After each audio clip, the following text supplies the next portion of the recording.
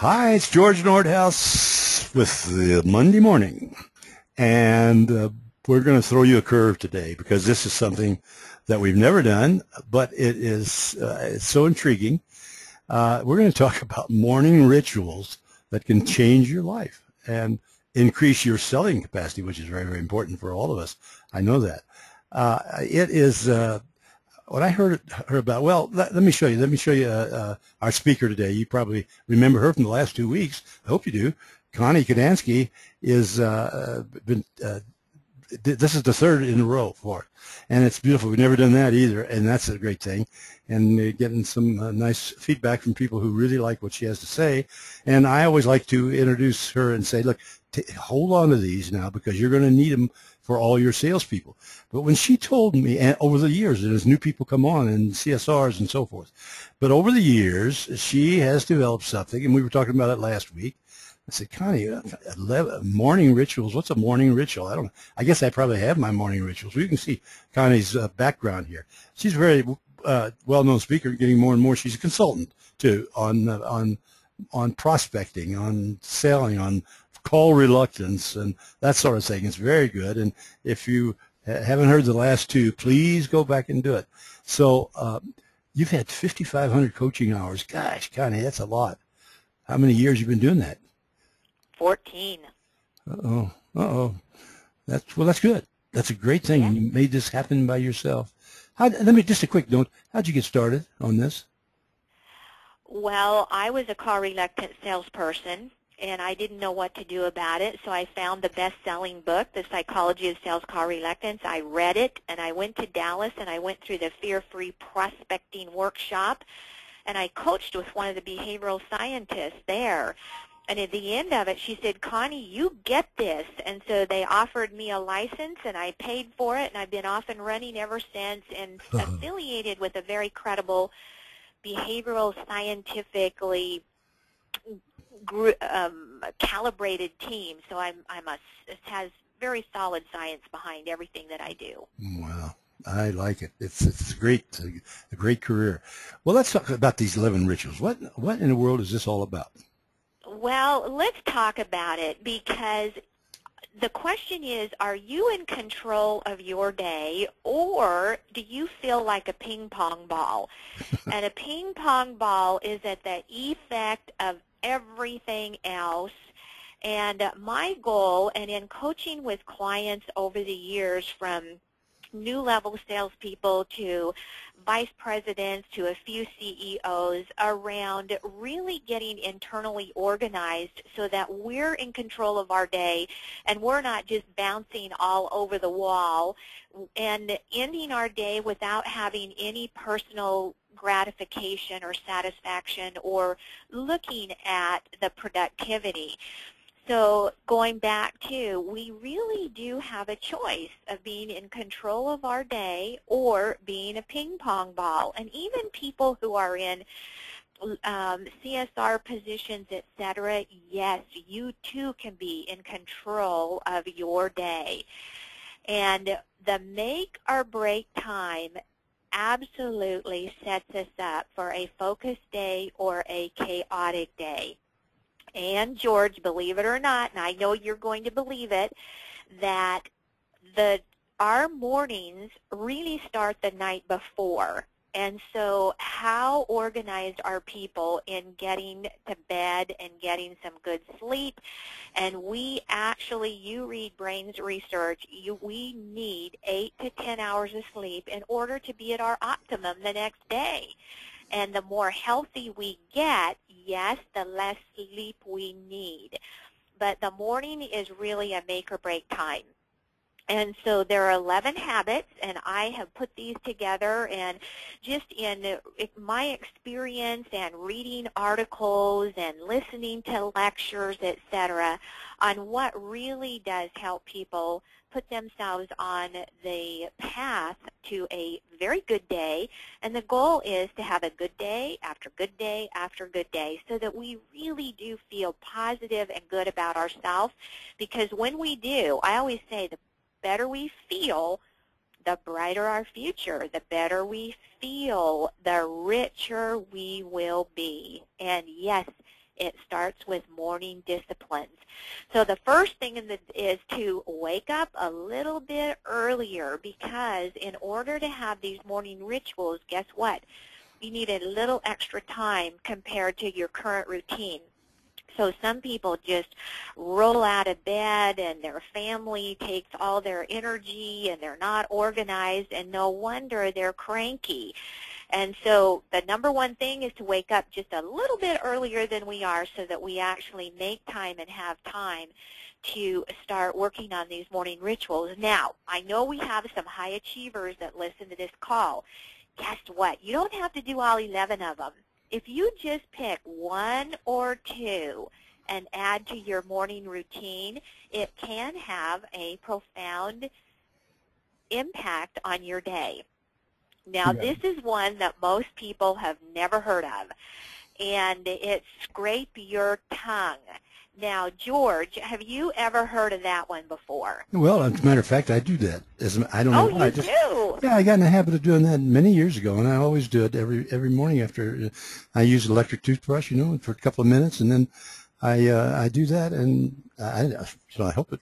I hope I don't smell bad. Okay, well, good, because this is the one that people think, and it's not very, it can be a little gross, but listen to this. As you sleep, you have stuff that is accumulating on your tongue that you need to get rid of. It's a lot of bacteria, and when you scrape your tongue first thing in the morning, once you get out of bed, grab your tongue scraper, and that's what it looks like. You can get it at a health food store or through Amazon, and immediately scrape your tongue, and you are not swallowing all that bacteria from what accumulated on your tongue the night before. I knew I was doing it. I didn't know why I was doing it, but I'm doing it. All right. Okay, number three, drink a glass of warm lemon water. Now, I am one of the lucky ones. I live here in Arizona, and guess what? I have a lemon tree right now that has thousands of lemons on it. But it's a really good way to get your body going, and also getting the hydration in. Because of sleeping all night, we need some hydration. So that's a pretty easy one, right? A glass of warm lemon. Never heard of it. Okay, now make your bed every morning. Now, where did I hear this? This last year, a high-ranking military officer spoke at a college university graduation. And this was his number one piece of advice about making your bed every morning, starting your day with that, because guess what? It gives you an instant sense of accomplishment and success, and you're already feeling organized, because most people that are really chaotic, they don't take time for it. So here are those of you that don't take time for it. I want you to merely time. How much time does it take to make your bed?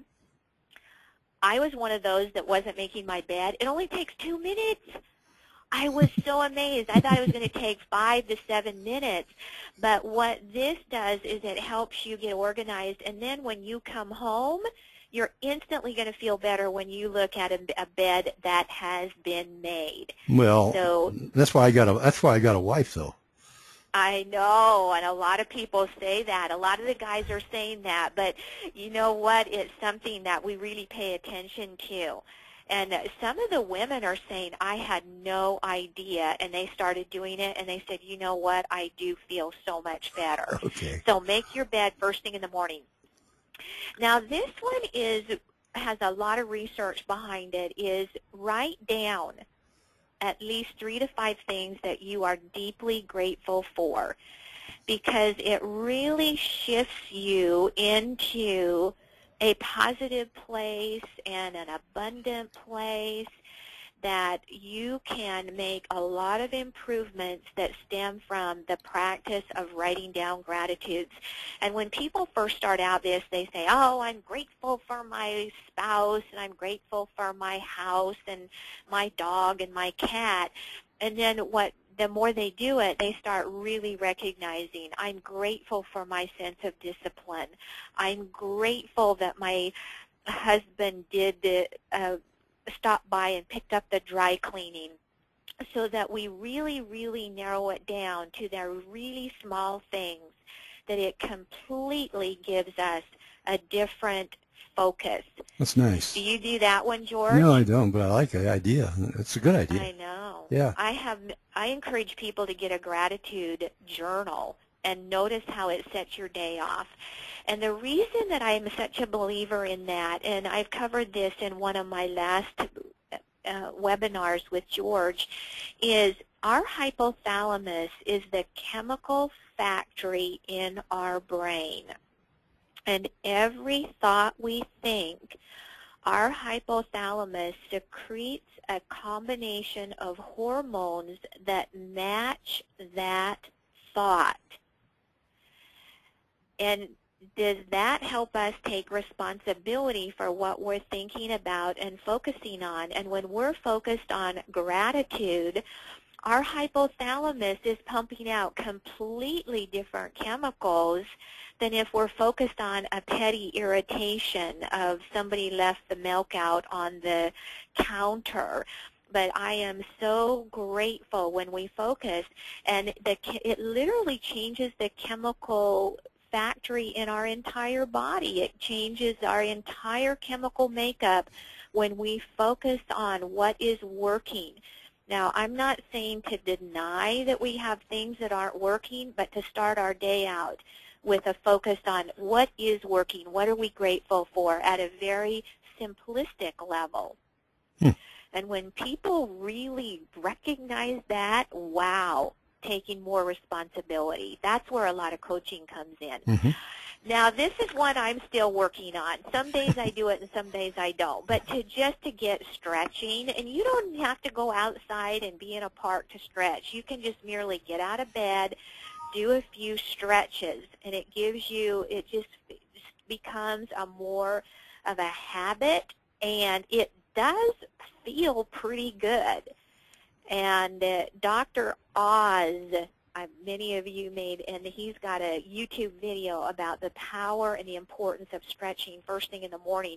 It actually keeps us from being injured. So that's the one I keep working on, to get out there and stretch.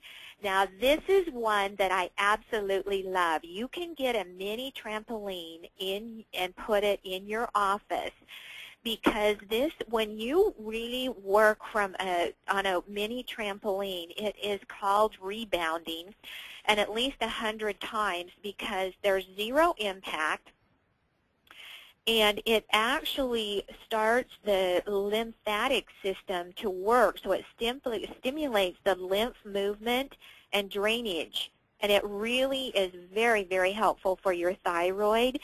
And it firms up your whole body, and it is so fun. And what I do is I just get on and I run as fast as I can, just in place, and it gets your cardiovascular moving too. And the more we do cardio, guess what? The clearer our mind. Is absolutely proven to that. The more cardio we get.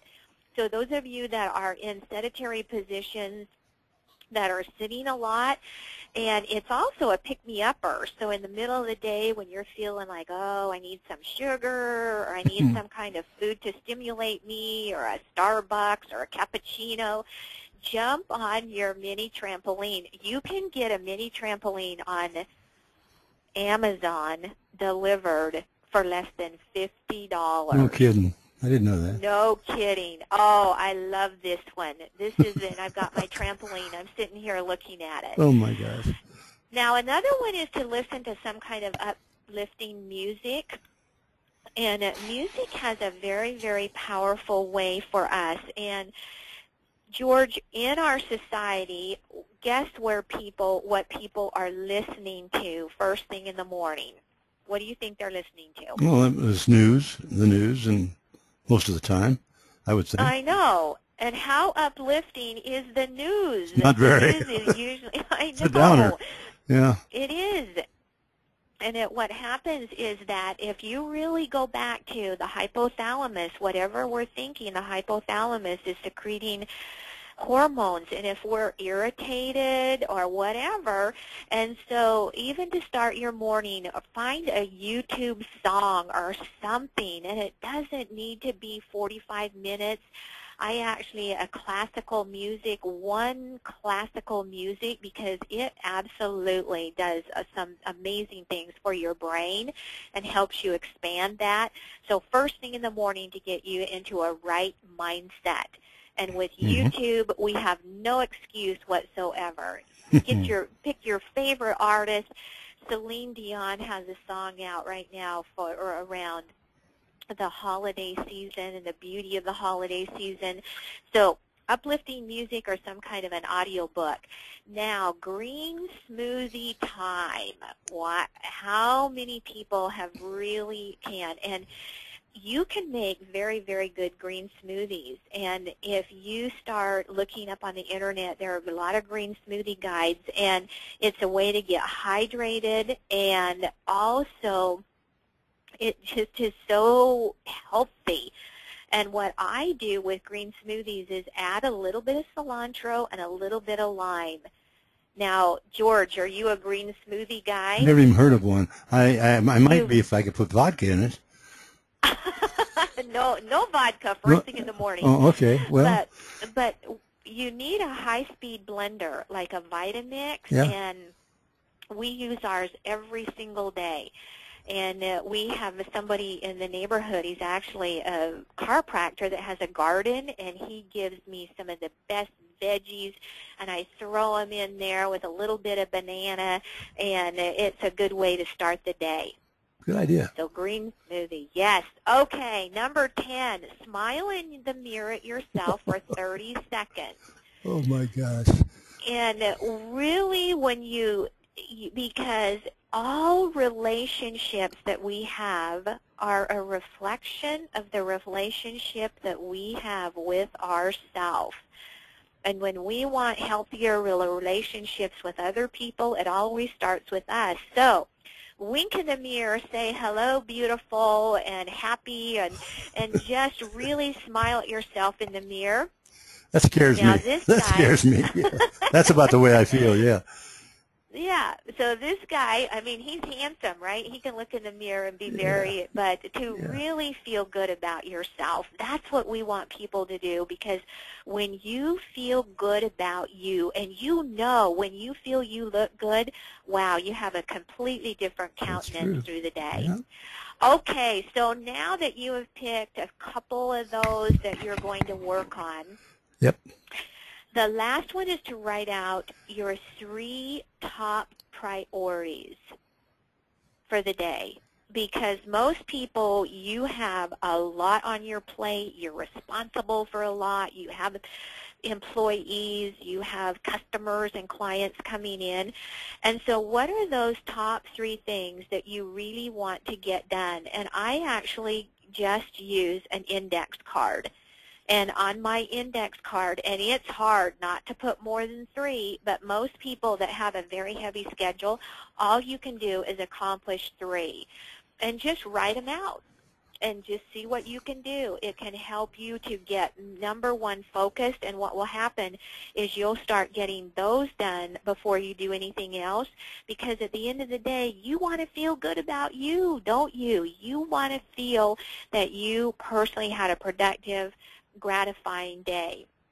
So those are the 11 to write down. And in this holiday season, there are people that are scurrying around. And George, it's interesting that people have so many activities and they're never present for any of the activity. So if they go to something, their mind is racing ahead about how they're going on to their next activity, and they never appreciate it.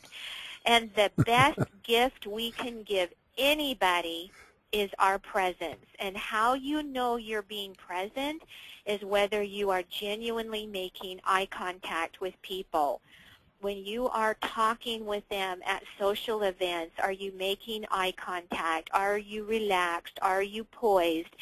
And leave your mobile devices in your car. because I was at an event the other day and people were, I know that it was they're uncomfortable at being at an event and they're so connected to their mobile device that they're disconnecting from their actual, what they are, where their physical body is. And to pay attention to that, yesterday I went to a meeting and I left it in my car.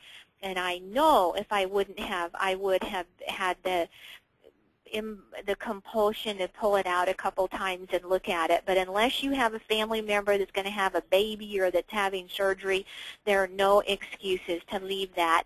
So with that said, I am going to challenge all of you to start pondering this question. How are you demonstrating excellence on a daily basis? And this is where the core of my coaching is to help people every day be a little bit more excellent in areas of their life so that they have a high quality of life. So what good of it if you're a high achiever and you're not enjoying the quality of your life? And so coaching in that area, I do a lot of coaching around excellent self-care along with serious business development activity. So with that said, George, which one are you going to take responsibility for and start working on? You know, you put me up against the tree here and jabbing at me, aren't you? I don't know. I'm going to look these over and pick one or two of them at least. I may get one of those trampolines. You know, that might be fun here in the office. But anyhow, I love these. They're just fun, and it's not only fun, but it's it's important. These are things I'd love to have you as a coach someday. Maybe we can talk about that. But others can contact you right there. Please do. Some of our at least one agency's already done so, and she's already worked out training for them. So please feel free to do that. And I will. And don't forget to go back. Oh, incidentally, before the end of the year, we're going to have a couple of wild interviews, different, like this one. Won't be the same, of course, and they probably won't be as good, Connie, but they'll be okay. They're going to be different because we're really making things different here at the end of the year and the first of next year. So stand by on those. And Connie, it's been such a pleasure to have you for these three programs. I just can't thank you enough, and I hope that that we'll be able to work together a lot more. And I'm going to recommend you as a speaker to a lot of people, and I'm going to do that now because I think that I remember when I ran associations and all kinds of groups, and I ran 40 years in a row of conventions. I was looking for a Connie Kadansky and couldn't find one, so I did occasionally, but now I'm not doing it anymore. Now I know you. That's the way life is, isn't it? Hey, Connie, thanks. This is great. And you're welcome. And for the rest of you, I'll see you next Monday morning.